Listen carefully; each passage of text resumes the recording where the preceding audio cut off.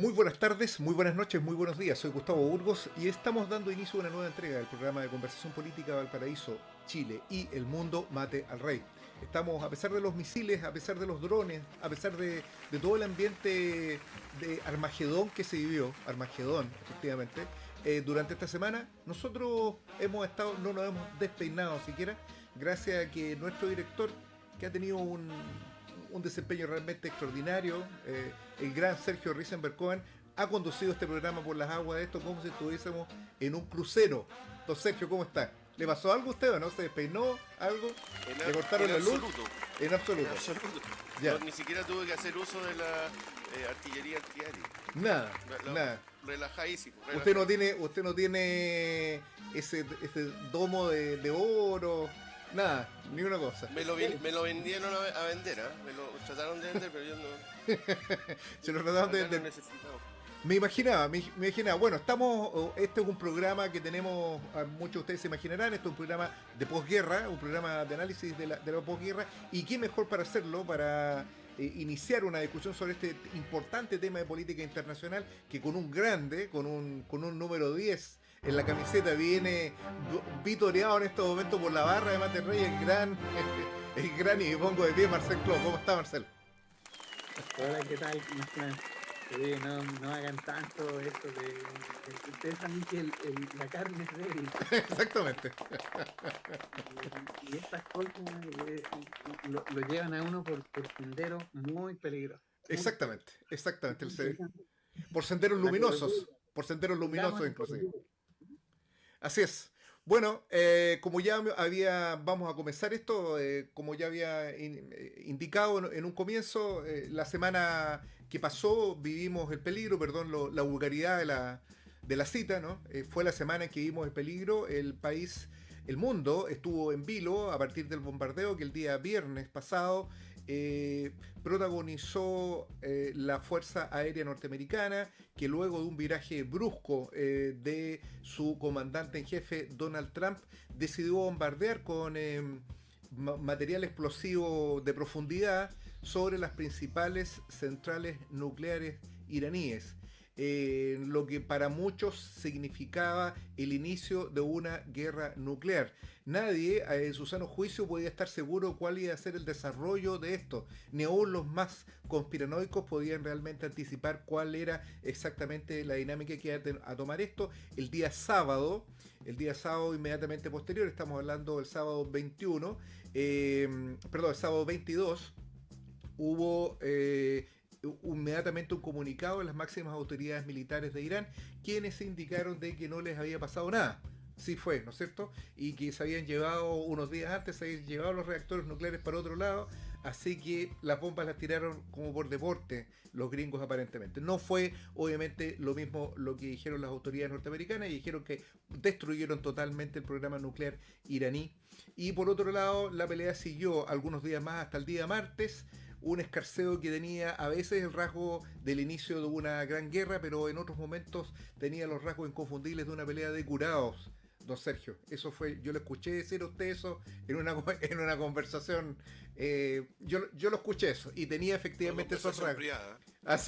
Fue una conversación privada, pero ese era como el tono. Así que eso es un poco el escenario actualmente, de una manera absolutamente imprevisible, que yo diría que es uno de los hechos más imprevisibles, no por ello menos intrascendente.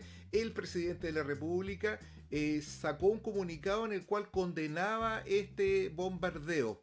Y de esta manera termina la guerra que ha sido llamada ingeniosamente por los medios de comunicación la guerra de los 12 días, en una inequívoca referencia a la guerra de los 6 días en 1968, que fue devastadora por parte de Israel. En esa época comandaba las tropas militares por Moshe Dayan. Fue abrasador el éxito militar sobre Siria, sobre Egipto, y que instala de alguna manera el Israel contemporáneo.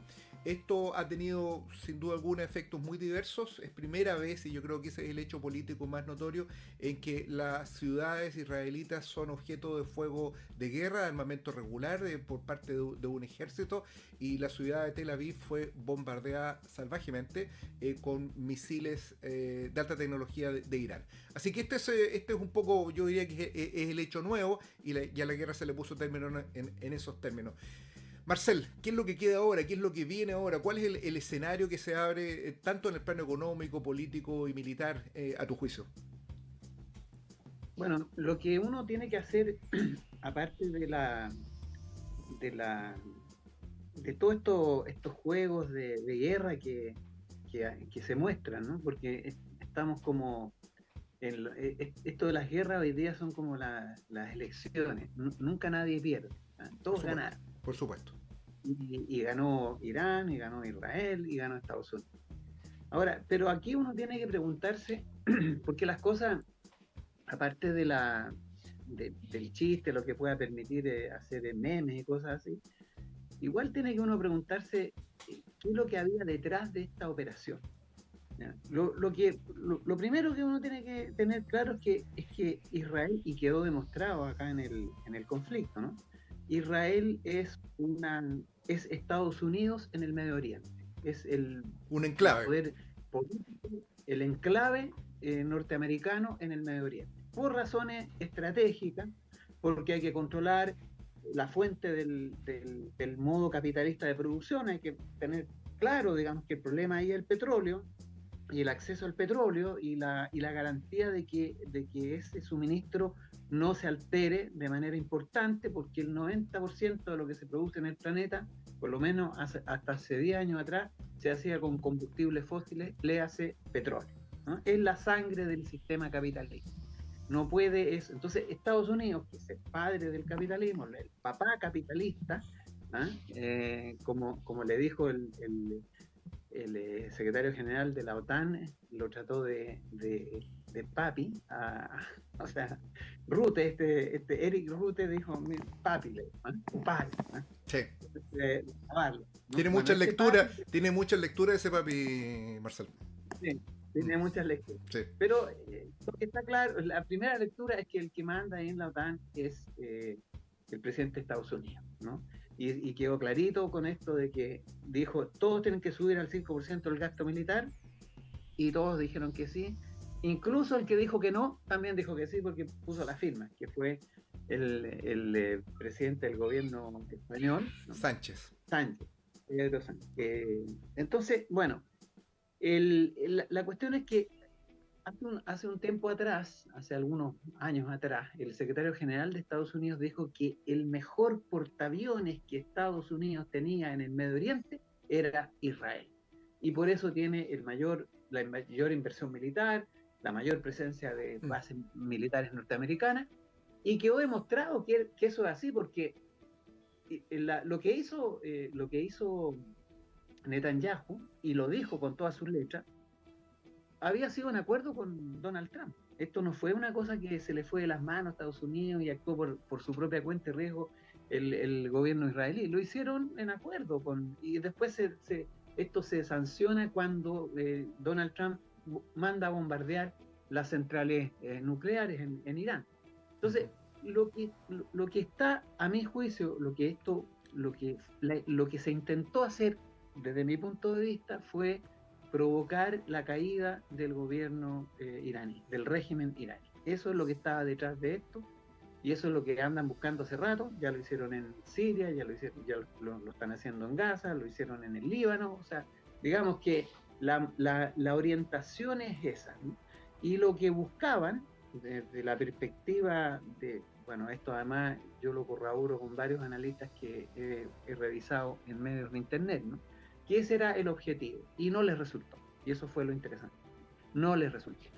Y como no les resultó, y además también quedó en evidencia esto de que Israel hace esta operación, recibe una respuesta contundente, porque fue contundente la respuesta de Irán, y tuvo que recurrir a Estados Unidos a salvar la situación, ¿ya? Entonces, como no, esto no les resultó, lo que opera inmediatamente es detener la escalada, ¿no? Evitar que esto pueda llevar a una guerra total con Irán, que se vio que podía ser peligrosa, complicada. Bueno, ahora, ¿en qué se alinea esto? Yo tengo una tesis que tampoco es estrictamente mía, la he ido construyendo con literatura y programas de análisis sobre la situación. Estados Unidos hoy día tiene tres grandes enemigos, ¿no? Tres grandes. El cuarto, que podríamos decir es Venezuela, está relativamente controlado. Los propios latinoamericanos se encargan de controlar a Venezuela, ¿no? Sí.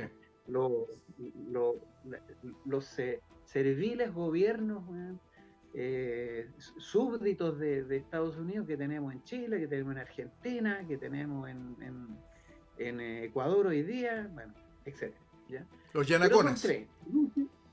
Los tres grandes conglomerados que están hoy día en posición de reducir o de empatar, incluso de superar a Estados Unidos como la potencia gobernante del planeta, que es Rusia, China e Irán, y además tienen un acuerdo entre esos tres, ¿ya? Y son los que más o menos la llevan dentro de los BRICS.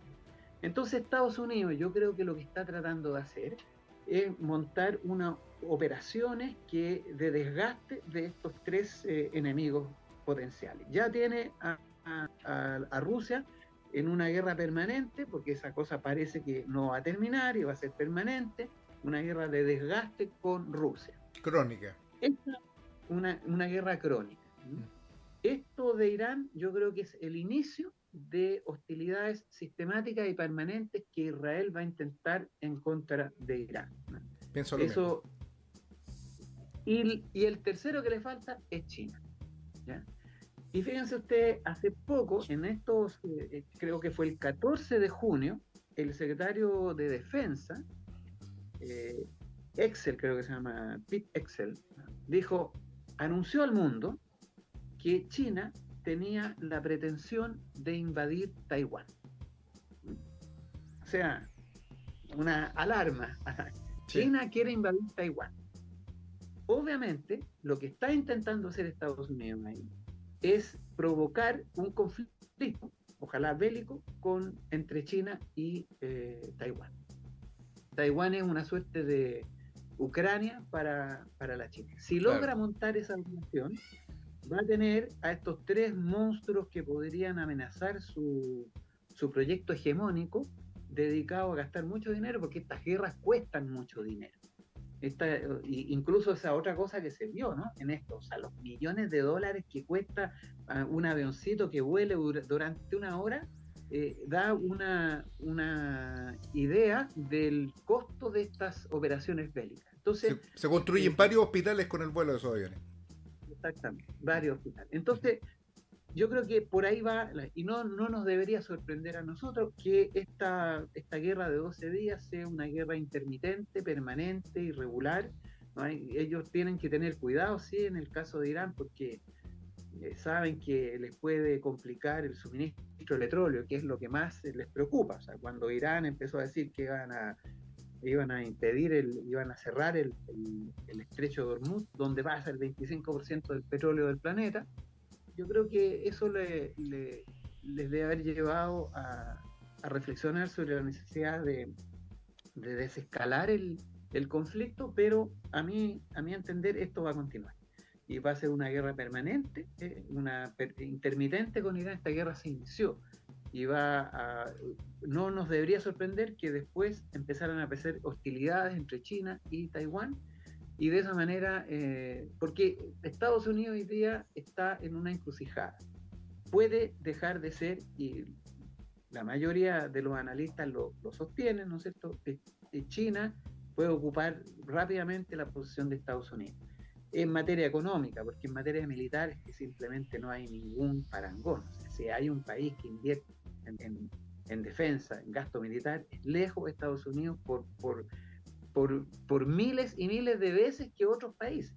Por paliza. Entonces, militarmente no es posible que China lo equipare, pero sí en materia económica, en materia industrial, en materia de desarrollo, de crecimiento, y puede constituirse, y se está constituyendo, en un modelo en un modelo político-económico, un modelo de economía, ¿ya? Y eso, para las pretensiones anglosajonas, es preocupante. Entonces, a mí creo que lo que viene ahora es levantar un conflicto con China, militar, entre Japón, Taiwán y China, ¿no? Ahí yo creo que se va el próximo acontecimiento. Yo te quiero hacer una pregunta, Marcel, sobre lo que tú has apuntado, y a partir de dos hechos que son mayúsculos. En primer lugar, que el gobierno de Trump ha sido un gobierno esperpéntico y que ha fracasado en toda la línea, ¿no? Si pasamos revista a los principales aspectos de lo que han sido sus medidas, por ejemplo, en la cuestión de la inmigración, él ha expulsado menos inmigrantes que Biden, por ejemplo, ¿no? O sea, y ha provocado pero con más escándalo. pero claro, pero con escándalo y con una alteración del orden social que revela que su medida ha sido un fracaso.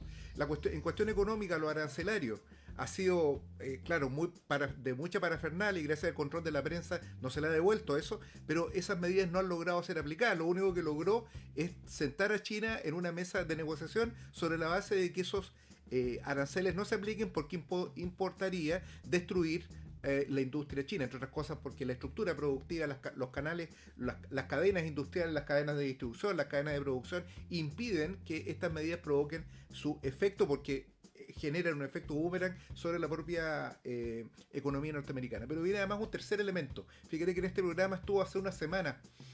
No obstante, nosotros no pudimos por razones técnicas, estoy seguro que fuimos saboteados. Entrevistamos a un dirigente político argentino muy importante, Jorge Altamira.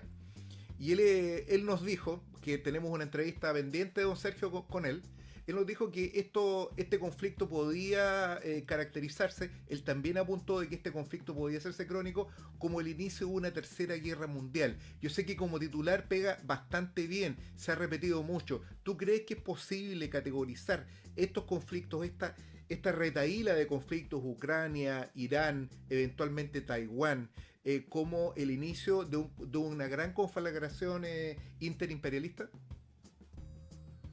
A ver, mira, yo creo que cuando uno piensa en esto de la Primera, la Segunda y la Tercera Guerra Mundial, la Primera y la Segunda Guerra Mundial tienen un escenario geográfico que es Europa, ¿no? Porque ahí ese era el mundo. El mundo estaba ahí, los centros de poder, las hegemonías económicas, los dueños de África estaban ahí, los dueños de América estaban ahí, digamos. Entonces, uno cuando piensa en guerra mundial, entonces cree o se imagina, o no sé si se imagina, pero uno piensa que podría ser, si va a ocurrir una tercera guerra mundial, tendría que ser donde siempre han habido las guerras mundiales. Pero ese es un error. Es un error porque hoy día el mundo está más descentralizado, en el sentido en que los fuentes de poder, ¿dónde hay fuentes de poder? En Medio Oriente. Medio Oriente es un foco de poder. Ahí se juegan intereses importantes. Sí. El Asia es un problema mayor, ¿ya? Entonces, si hoy día tú te imaginas que en Medio Oriente hay conflictos permanentes, regulares y prácticamente de todos los días. Tenemos guerra en Gaza. Acabamos de salir de una guerra de 12 días en Irán. Han caído 3, 4, 5 estados africanos y medio orientales, ¿ya? Entonces tenemos a 32 países en contra de Rusia. Yo de verdad creo que estamos viviendo ya la tercera guerra mundial. Tenemos más mira, hoy día hay más conflictos de los que habían cuando se inicia la Segunda Guerra Mundial. Más conflictos. Y no tenemos aquí en América Latina porque nuestros gobiernos están completamente subordinados, salvo contadas excepciones, ¿ya? Pero si tú tienes guerra en Rusia, la guerra rusa con Ucrania es una guerra donde están involucrados los 32 países de la OTAN, donde está involucrado Estados Unidos, donde está involucrado Israel. Israel constituye un acto permanente lo que pasa es que hoy la gente también piensa, o bueno, yo también he pensado que una tercera guerra mundial es como una guerra nuclear. Pero hasta ahora yo creo que no ha sido nuclear, pero sí tenemos un estado permanente de guerra en el mundo, ¿no? Y estas guerras tienen que ver con la necesidad que tiene el imperialismo norteamericano de legitimarse, en primer lugar, hegemónicamente, militarmente, pero también esta cuestión o sea, ¿por qué? La pregunta uno tiene que hacerse, ¿por qué Donald Trump le pide a los 33 países de la OTAN que suban el gasto militar en un 5% del Producto Interno Bruto? ¿A quién le van a comprar esas armas? ¿A dónde ¿de dónde va a salir la producción bélica del complejo militar norteamericano? Entonces, es una forma de sacar a Estados Unidos, de volverlo a posicionar como un gran, o sea, reposicionarlo y proteger esa supremacía que tiene e impedir que estos otros espacios de poder le puedan competir o reducir su capacidad hegemónica. O sea, yo creo que efectivamente hoy día, bueno, las guerras en el Medio Oriente claramente tienen que ver con la necesidad del proyecto capitalista, ¿no es cierto? De ahí viene el petróleo, el suministro de la leche más importante que alimenta este sistema, viene del Medio Oriente, ahí está, ¿no? Sí. Entonces, yo creo que ya estamos viviendo una tercera guerra mundial, ya estamos en una situación, porque hay más países en el mundo involucrados en estas guerras que los que estuvieron involucrados en la primera y en la segunda. Entonces ya tiene el carácter de mundial, y más mundial que las otras, porque finalmente está involucrado Asia, está involucrado el Medio Oriente, Europa, Estados Unidos. Entonces, ¿qué más mundial quieren? Faltamos nosotros los chilenos. Si no estamos los chilenos, entonces no es mundial. No hay guerra. No hay guerra, no. No hay guerra mundial si no estamos nosotros. Pero yo creo que por ahí va esta cosa, porque... Risenberg lo veo meditativo, cabizbajo. Sí. Nosotros, Marcel, bueno, estuvimos hablando con Marcel previamente, disculpe, el licenciado. Nosotros tenemos una a nivel ejecutivo, esos son conversaciones. Cambiamos diferentes. Exacto. En el bar de Risenberg, inclusive. Correcto. Y en el canal de Más del Rey y del Porteño en YouTube, nosotros publicamos hace un tiempo un video de Jeffrey Sachs hablando sobre unas declaraciones que había hecho Wesley Clark, que fue un general de la OTAN, que básicamente plantea que existía un programa, una orientación estratégica desde 1996 más o menos. El nombre es a Clear Break, un quiebre claro podría ser, pero esa no es la mejor traducción que podría ser. Fundamentalmente que basaba en que iban a derrocar gobiernos en el Medio Oriente. Incluían Irak, incluían Libia, incluían Siria, incluían Líbano, para finalizar en Irán. Digo esto porque hay la impresión de que muchas veces de que el gobierno israelí se levantó un día con la necesidad de que, como iban a tomar preso a Netanyahu, había que hacer rápidamente una guerra con Irán. Y la verdad es que esto... A Mayol, ¿eh? Esa idea se la copió. Mayol justamente estaba diciendo eso, que su amigo. Netanyahu lo iban a llevar preso, entonces se vio obligado a hacer una guerra con Irán. La verdad es que este es un plan mucho más largo. Incluso si uno analiza cómo fue el ataque israelí, ellos ya tenían al interior de Irán una fábrica que construía drones kamikaze, que fueron ocupados en este ataque. Para instalar esa fábrica, los israelíes necesitaron al menos 4 años. Es decir, esto no fue una cosa que un día se levantaron y lo hicieron, claro. No están improvisando, es un plan mucho más largo. de ese plan mucho más largo uno vio la caída de Siria, que terminó rompiendo lo que era el eje de la resistencia de alguna forma. Hezbollah no participó en este conflicto prácticamente. Hoy en día están siendo de nuevamente bombardeados por el ejército de Israel. O sea, esto no ha terminado. Yo tampoco creo que la guerra haya terminado.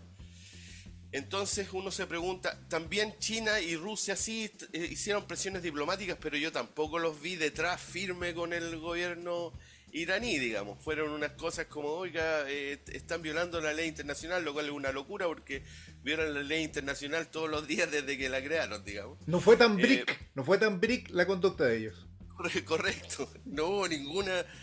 Pero lo que sí ocurrió es que este ataque tenía como finalidad destruir la capacidad nuclear de Irán y su capacidad de misiles, de ataque con misiles, y el cambio de régimen. Y si uno analiza los logros de este ataque, en la capacidad de misiles hicieron un avance. Efectivamente, se rompieron 4 S-300 de los rusos, que eran baterías antiaéreas que defendían Teherán. Destruyeron misileras, destruyeron aeropuertos. En ese lado militar hubo un avance, un triunfo, por decirlo así. Pero en el plano político no lograron bajar al régimen de Irán.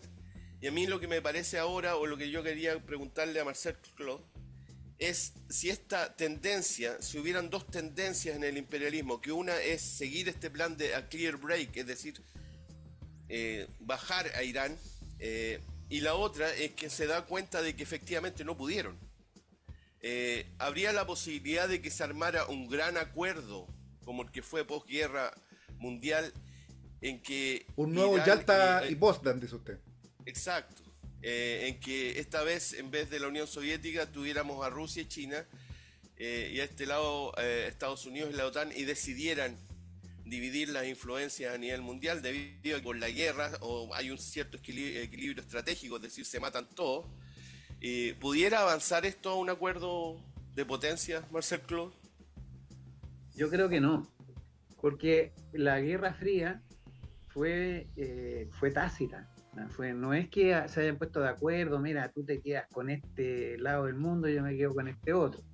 O sea, la disputa que aparece dentro de la misma Segunda Guerra, ¿no es cierto? ¿Quién llega primero? ¿Quién se toma Berlín? Esa disputa, eso decidió mucho el destino final, en el sentido en que fue Rusia finalmente la que ganó la guerra, a pesar de que el presidente Donald Trump dijo que gústele a quien le guste, la guerra la ganaron ellos, ¿no? Pero uno dice, bueno, citando a Bigote Roset, Marcel Claude. Claro. Sí. Mira, el 75% de los cañones, de los tanques, de los aviones cayeron en el frente oriental. O sea, si alguien derrotó al fascismo en ese entonces fue la Unión Soviética. Y eso fue providencial para los pueblos del mundo, porque a partir de ese momento, hay un gráfico ahí que podría habérselo mostrado, cómo desde que está la Unión Soviética en el planeta, la participación del 1% más rico disminuyó sistemática y permanentemente a todo lo largo del periodo en que existió la Unión Soviética. Una vez que la Unión Soviética desaparece, cambia la curva y empieza a aumentar rápidamente la participación del 1% en la repartición del ingreso. Claro. Entonces, yo pienso que no va a ser lo mismo, digamos, porque son otros escenarios y porque lo que pasó después de la Guerra Fría fue una situación, de hecho, no fue un acuerdo entre potencias, ¿no?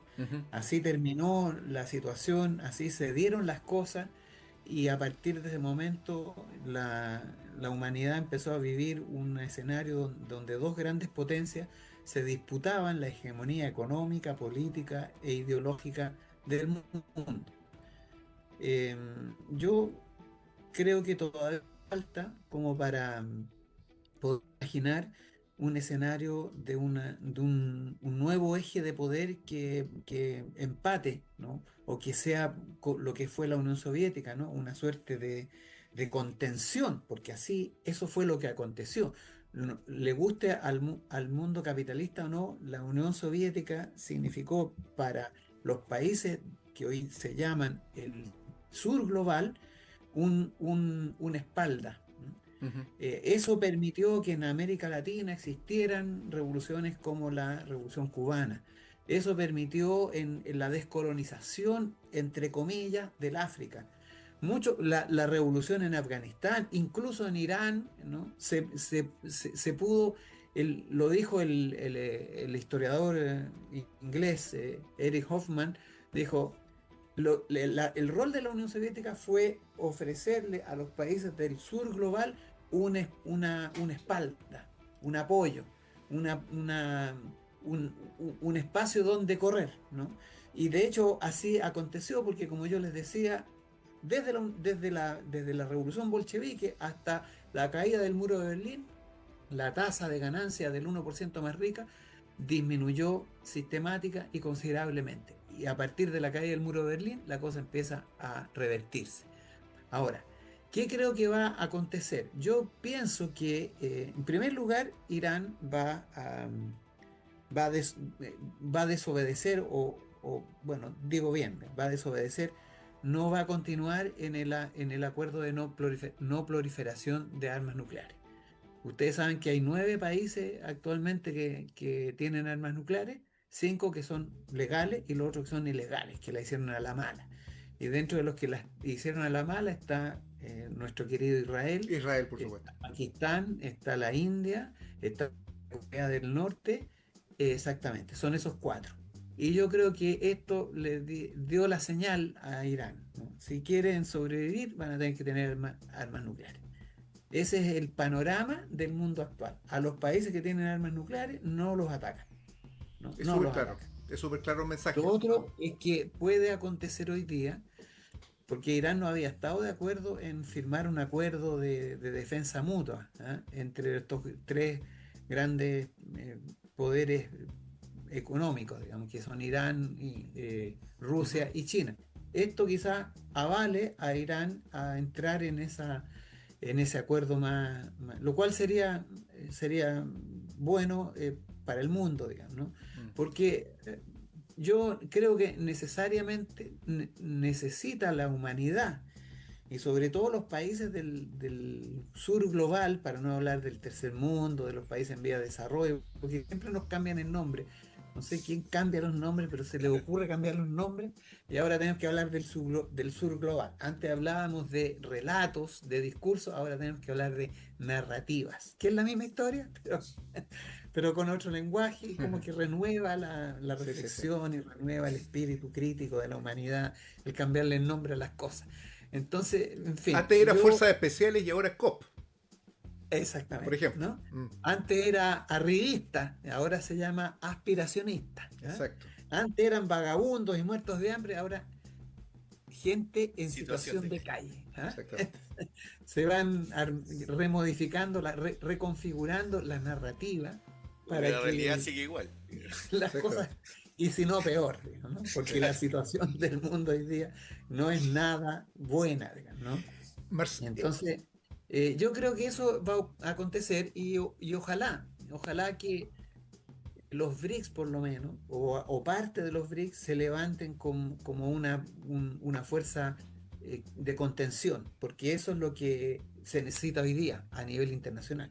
O sea, no podemos tener un reyesuelo como Donald Trump haciendo lo que quiere, ¿no? Porque el hombre hace lo que quiere, le pide a 32 países, le suban el gasto militar, voy a bombardearte. O sea, esas escenas que vimos en los medios, ¿no? De Trump asomado en el avión, así, diciendo, mira, no sé lo que voy a hacer, no sé si los voy a bombardear o si no los voy a bombardear, nadie sabe lo que yo voy a hacer, pero voy a tomar mi decisión 1 minuto antes. Mira, además que dice eso, 1 minuto antes voy a tomar la decisión. Y es verdad. O sea, una decisión de bombardear, porque esa era, o sea, cuando Estados Unidos bombardeó, efectivamente ahí sonaron las alarmas de la humanidad, ¿no? Puede que esto abra las puertas de una guerra nuclear, porque ya se hizo, si esa es la cosa terrible, ¿no?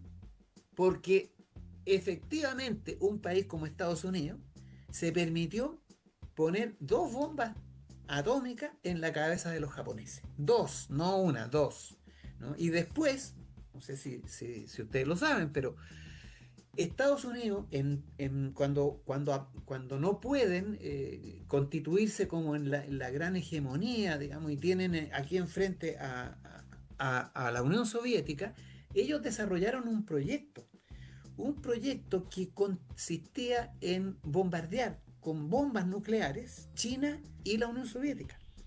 Y tenían claro que iban a hacer desaparecer al 20% de la humanidad. Y el plan era ese. Oh.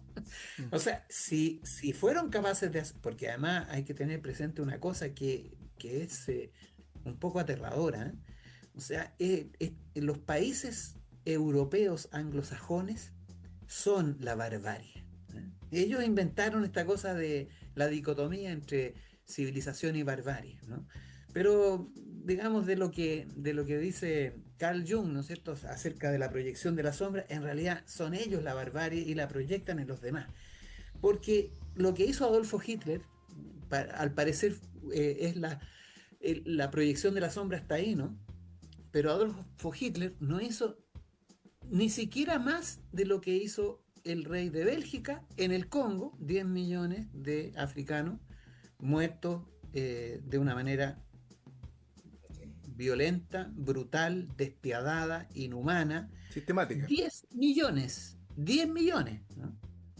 Lo que en América, ustedes saben, se hicieron desaparecer las potencias europeas, ¿no?, desarrolladas y civilizadas, hicieron desaparecer al 80% de la población indígena, al 80%.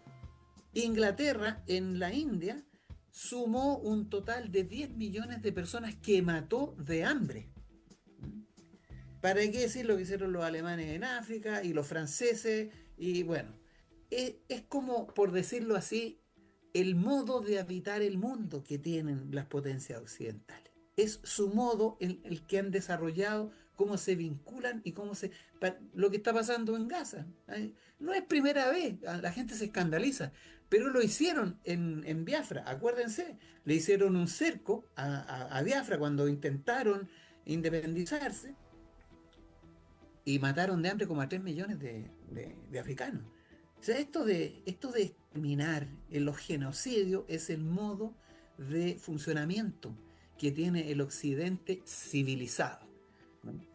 Entonces, obviamente, cuando pasó esto, cuando Estados Unidos, además que una de las cosas que se dice del presidente de Estados Unidos es su inestabilidad, ¿no? Si un día se levanta con ganas de que Venezuela sea invadido, lo van a invadir, no van a tener ningún problema en hacerlo, ¿no? Y yo creo que están hoy día trabajando en la dirección de crear un conflicto en China, porque si algo le teme Estados Unidos hoy día es a China. China es es lo que se les pasó, se les pasó. No se dieron ni cuenta, ¿eh?, que en la lógica de esta globalización que desarrollaron para inundar de capitales anglosajones el planeta, se les metió China. Y ahora China es difícil tirar para atrás, digamos, tan fácilmente. Entonces, creo que ahí viene el próximo conflicto y creo que no hay que no hay que desechar la idea de que el occidente civilizado esté dispuesto a desarrollar una guerra nuclear. Ya lo hicieron, lo tenían pensado, era un proyecto del Pentágono, eliminar al 20% de la humanidad, chinos y rusos en el periodo de la Guerra Fría. Lo tenían como un proyecto, era una idea posible y no se... bueno, si nunca lo han hecho, nunca han tenido... O sea, imagínate que todavía hay estatuas. Yo estudié en Bélgica, en la Universidad Católica de Lovaina, y siempre me llamaba la atención las estatuas al rey Leopoldo II de Bélgica, ¿no? Que uno, o sea, imagínate, fue dueño él personalmente. No fue Bélgica, fue el rey de Bélgica, dueño de un territorio 80% 80 veces más grande que la misma Bélgica. Y las atrocidades que se cuentan en este libro, El corazón de las tinieblas, de Joseph Conrad, que si no fuera por ese libro todavía no sabríamos lo que pasó en el Congo. Entonces, no nos puede sorprender la idea de que las potencias occidentales y Estados Unidos desplieguen una bomba nuclear, o sea, una guerra nuclear, una tercera guerra mundial, pero esta vez de carácter nuclear. Porque yo creo que la tercera guerra mundial ya está funcionando, es de otro carácter, es en otros territorios, pero es mundial. El conflicto bélico de carácter capitalista, impulsado por la necesidad del fortalecimiento del modo capitalista de producción y esta enfermedad de la acumulación que tiene, ¿no? Está en todas partes, hay conflictos de este carácter, pero lo que todavía no tenemos es una guerra nuclear. Y eso creo que no hay que desecharlo como idea, porque el occidente anglosajón, protestante, blanco y capitalista nunca ha tenido ningún problema moral con esto del genocidio y el exterminio. Es su práctica, es su modo de habitar el mundo. Y eso es lo aterrador. Ese es lo aterrador del mundo en que vivimos. Marcel, mira. Que estamos en manos de gente, como dice Jeffrey Sachs, estúpida e inescrupulosa, que tienen las manos puestas en el poder nuclear. Y eso es lo preocupante. Hay una cuestión que es indudable, y es que hay una prefiguración de este horizonte de barbarie que se observa en distintos gestos, ¿no? Por ejemplo, la declaración que hizo impúdica, que después de 80 años nadie lo había hecho, al menos en sentido público, como reivindicar el bombardeo de Hiroshima y Nagasaki, como lo hizo expresamente el presidente Trump, ¿no?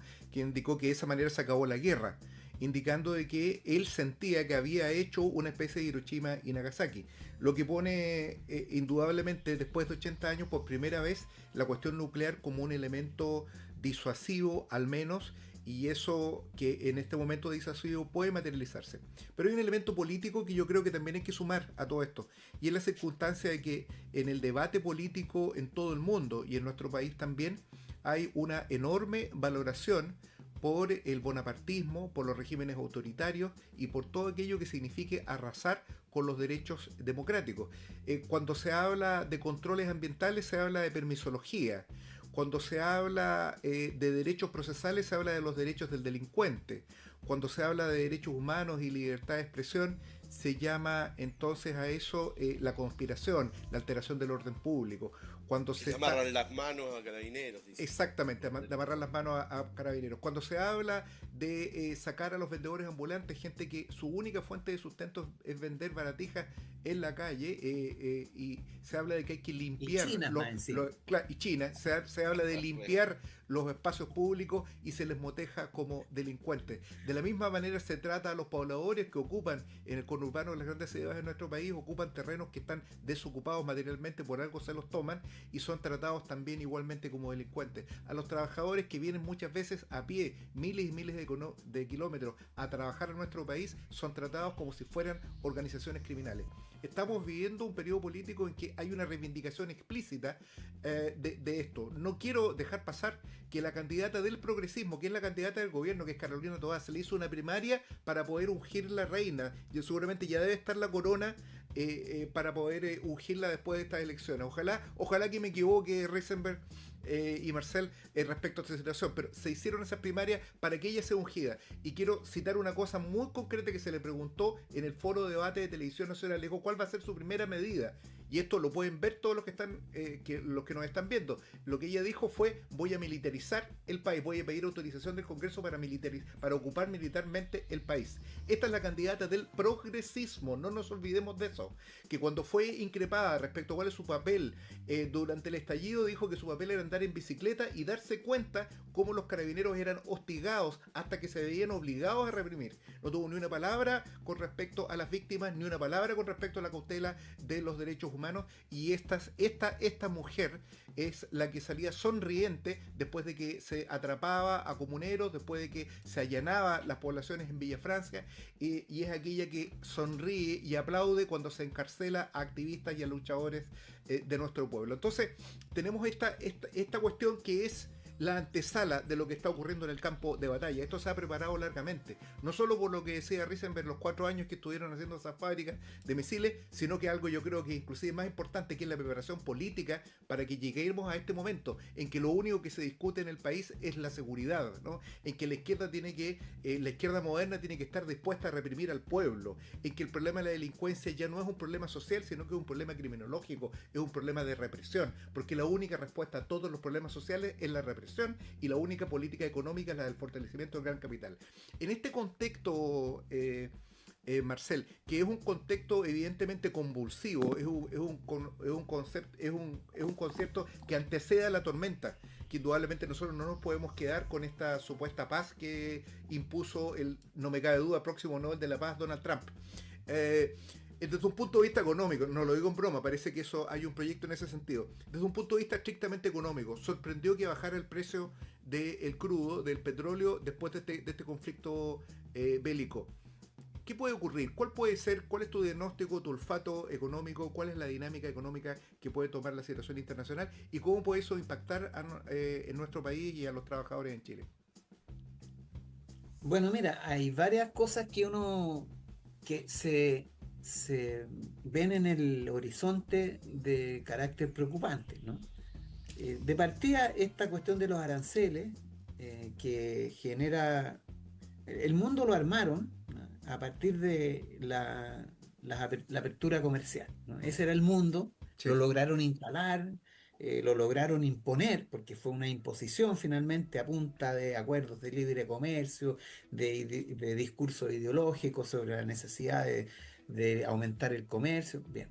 Pero eso lo terminaron. El problema de terminar eso es que el mundo se acomodó en esa dirección, ¿no? Entonces, en Chile ha venido disminuyendo sistemáticamente la autosuficiencia alimentaria. Ya producimos mucho menos legumbres de los que producíamos antes del auge de las paltas.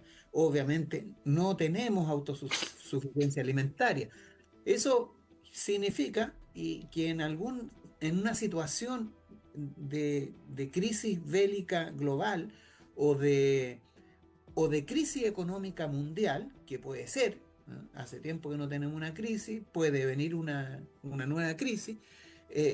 La cuestión de los aranceles puede provocar un escenario de crisis económica, porque se disminuye la producción, disminuye el empleo, bueno, entra el problema de la sobreproducción y la caída de la demanda y los precios arriba.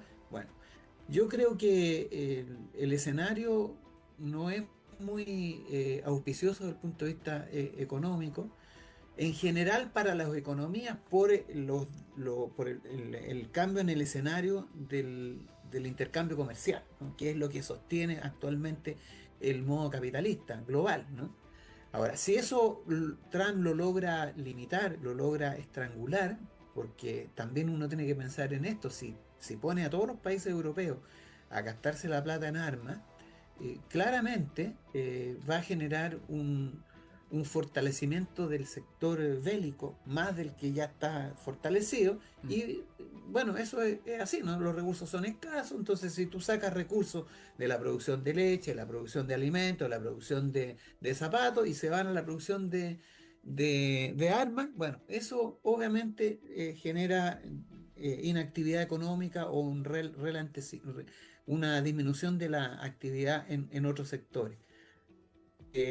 La cuestión del petróleo va a ser, está hoy día también como una amenaza permanente, porque si llega a haber si se pronuncian los conflictos, si se mantienen los conflictos, eso va a repercutir en el precio del petróleo. Si más encima tenemos a Venezuela con limitaciones, con castigos, con sanciones, bueno, eso también reduce la producción petrolera. Y además, y eso es otra cuestión que uno tiene que considerar, los cambios políticos favorables a los sectores populares, trabajadores, campesinos, pasan en la medida en que haya una fuerza política que los sostenga y que los lleve como proyecto. Y esa es la que no hay en ninguna parte del mundo. ¿Mm? O sea, hoy día no existe ninguna instancia política, ningún instrumento político, ¿ya?, que permita acumular fuerzas en favor de los sectores históricamente postergados. ¿No? Y eso es preocupante, porque si ya tenemos una tasa creciente de aumento de la participación del 1% más rico dentro de la repartición de la torta, eso va a continuar y se va a profundizar. Y esa profundización tiene consecuencias. O sea, yo hago clases en la Universidad de Santiago, me bajo todas las mañanas ahí en el metro Universidad de Santiago y 4, 5, 6 carpas ahí en el bandejón central de la Alameda. Eso antes no se veía, hoy día se ve y va a ser. Eso también es muy habitual en Estados Unidos, en la ciudad de Los Ángeles, en California, eso está pasando, ¿no? Porque no existe un proyecto político, ni global ni nacional, que sea popular, que esté orientado a los intereses de los trabajadores, pero además no tenemos figuras, líderes mundiales que defiendan eso, ¿no? Entonces, yo creo que lo que viene es una profundización de las condiciones de desigualdad, de pobreza a nivel global, ¿no? Y probablemente con esta política por Estados Unidos, o sea, yo creo que no es un antojo de Donald Trump de decir, ya, mira, vamos a poner aranceles porque se le ocurrió. La cuestión de los aranceles tiene claramente un objetivo, ¿no? Fortalecer su actividad económica interna, ¿no? Y tiene ahí quienes le sustentan eso. Bueno, así Alemania se desarrolló de esa manera, ¿no? El potencial industrial alemán se desarrolló con la idea de este economista alemán, Friedrich List, que se conoce, no es el mismo, no es el músico, es No es el el músico. economista. El economista es el padre del proteccionismo, y Alemania se desarrolló en el siglo XIX y a principios del siglo XX con las ideas de este economista. Por lo tanto, no son absurdas las ideas de Donald Trump, pero obviamente van a significar una desconfiguración del actual sistema económico global, ¿no? Y no sabemos si le va a resultar. Algunos dicen que no, otros dicen que sí. Bueno, pero si logra fortalecer el complejo militar con los gastos de España, de Alemania, de Holanda, de la OTAN, digamos, y si logra frenar la importación del resto del mundo para fortalecer su economía interna, eso va a generar también una desaceleración de la economía del mundo, del resto del mundo. Entonces, estamos en un compás de espera, ¿no? De cuál va a ser la tendencia en que va a transcurrir la economía global. Pero lo que sí sabemos, y lo que sí es absolutamente claro, ¿no? Y que no es una predicción, es una proyección absolutamente seria. Las condiciones materiales de existencia de las grandes mayorías de la humanidad se van a empeorar, se van a seguir empeorando, porque no tenemos hoy día ninguna institución, ni política, ni internacional, ni global, que permita o que ampare un escenario de lucha política de estos sectores postergados, que además encima están sometidos por el TikTok, por el Internet, por las redes sociales, por las noticias, porque las noticias son de verdad una cosa aterradora. O sea, no son noticias, ¿no? Es publicidad y transmisión ideológica todo el rato. No hay nada más. No se informa de nada. Solamente se transmite, se crea la idea de una sociedad amenazada por la delincuencia. Y la respuesta a eso, ¿cuál es? La de la reina del progresismo, ¿no? militarizar el país. Y ahí una de las cosas preocupantes de eso, ¿no? Es que hay un proyecto en la plaza, la llamada Plaza de la Dignidad, que ya se le olvidó, ahora sigue siendo la Plaza Italia, van a poner al general Baqueano de nuevo, al lado de la Gabriela Mistral. Hay un proyecto de poner a la Gabriela Mistral al lado del general Baqueano. Yo, cuando escuché eso, dije, no, es que no, eso sí que es un insulto, pero grave, porque si hay algo que Gabriela Mistral odiaba, era la mano militar. Ella decía, no confío en la mano militar para cosa alguna. Y hay del mundo, pobre de los pueblos que sean gobernados por la mano militar. O sea, ella, si hay algo que tenía como amenaza, como idea completamente aberrante, era el fascismo, la mano militar, la dictadura, y ahora la quieren poner al lado del general Baqueano. No, Bueno, ese es el país Están que abusando, vivimos, ya estimado. están abusando, ya, como que ya Están se le está abusando. bajando la Es mano. abuso. ¿Ah? No era Es necesario, abuso. no era- Como so- dijo Silvio Rodríguez, oye, hay que preservar los símbolos. Para algo son los símbolos. Y aquí en Chile los símbolos los están poniendo patas para arriba. Bueno, sobre el, eso. sobre el cierre, Risemer, ¿alguna cosa después de esta No, contundente? solo quería agregar dos cosas o tres. Una que se conoce por información que han sacado afuera, digamos, que uno nunca sabe cuál fue las intenciones, pero que una de las alternativas era un ataque nuclear en Irán con bombas atómicas de tipo táctico, que se presume que no tienen el efecto devastador para el ambiente amplio que tienen las otras. Y ellos lo contaban. Y probablemente el sector de los halcones, que se dieron cuenta que con misiles y con aviones y con bombas perforadoras estadounidenses no lograron su objetivo, es probable que ese sector, el problema es que ese sector ojalá nunca llegue, o sea, no vuelva a comandar las acciones, ellos siguen teniendo en el bolsillo esa alternativa. Lo segundo, es cierto lo que dice Marcel Claude de Donald Trump, y hay algunos que han tratado de escenificar, digamos, esta situación como que Trump de alguna forma expresa los intereses de las burguesías nacionales, que se oponen a un plan mayor que es el del globalismo. Claro. Y ellos enfrentan el conflicto, lo leen desde ese punto de vista. Y hay la posibilidad, esto sí que estamos hablando de pesadillas y de historias terribles, la pesadilla de que en el lado del globalismo, aunque nadie lo crea, esté incluido China. Y que China justo se transforme en la fábrica del mundo y el resto de las economías nacionales dedicadas a suplir de recursos naturales a dicha esa industria. gran productora de ojos. Así es. Eso nada Muy más. bueno, después de este mensaje esperanzador de nuestro director, que siempre golpea en las canillas donde corresponde. Un detalle Marcel, que por favor, al cierre. quería mencionar a propósito de los oscuros presagios.